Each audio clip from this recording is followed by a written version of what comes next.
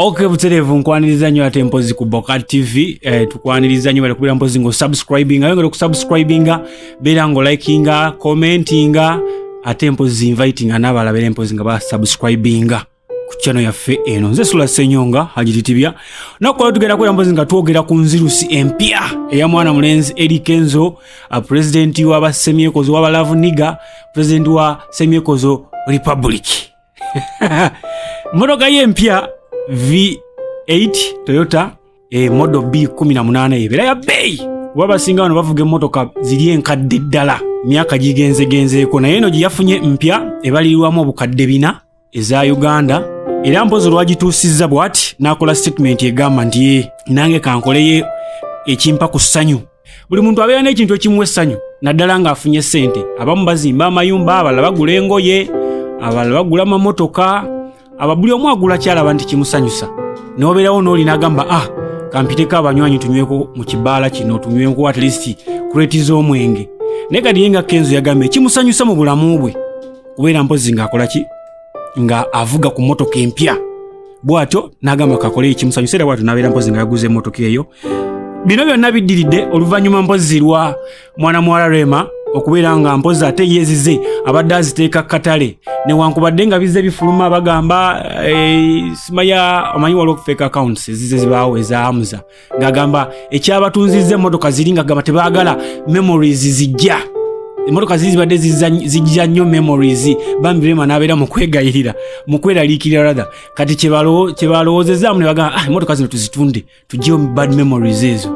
Naye ng'ate kigambibwa mbu emotoka ezo zaatundibwa lw'amabanja sente ze yeewula ng'agenda okukola ki okwanjula kwe. Ebyo byonna ne tubiteeka ebbali naye simanyi lwaki ekintu kati simanyi oba ndowooza kino kiri oba kubaagalana bonna nti omuntu naddala nga yakuzaalamu omwana oba nga mwezaalamu buli ekihappening oba nga mbadde naddala baserebu nga bwolaba Rema ne Kenzo kiriza obagaana ekikwata ku Kenzo kirina okukwata ku Rema oba oyagala oba toyagala. Nti Rema bwe yatandika okutunda emmotoka ze era still bakolanga stories bakola ebigambo bijja bifuluma Facebook biki byonna era balireetinga ku Kenzo. Kati ne kino bwe kyabaddeewo ekyokugula emmotoka ne bifuluma yeekulisizza okubeera mpozi nga yawono olunnabe lwa Rema biki ngamba omusajja taakoleyo kantu ke yenga yekka yabaffe Rema taatuuleko ntende mu makaage nga tufuukidde kizibu ekyapeninga eno naye yenyini kimukwatako. Omukazi muleka afumbe bulungi nnyo nga talina buzibu bwonna. Naye aba atandise okubeera bw'ati abugumya obuliri ali mu kiyungu.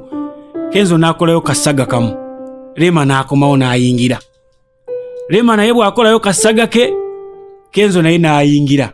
Simanyi nti bano tunaabawona, simanyi oba tunaabawona kubanga eyo family naye ekyatulemeddeko. Naye nga mpozi twagala okubeera mpozi nga tuyozaayoza mwana mulenzi Eri Kenzo okubeera nga yakoze ekimusanyusa n'agula emmotoka nga mulaba ebifaananyi bye tubitaddeyo ebyo mpya wekanga nga ne baminisita abamu wano tebazirina ng'ate bakozeemukko emyaka egiwerera ddala. Abasinga models balina ze ziri 16 14 abo ezityo zezize zitambula.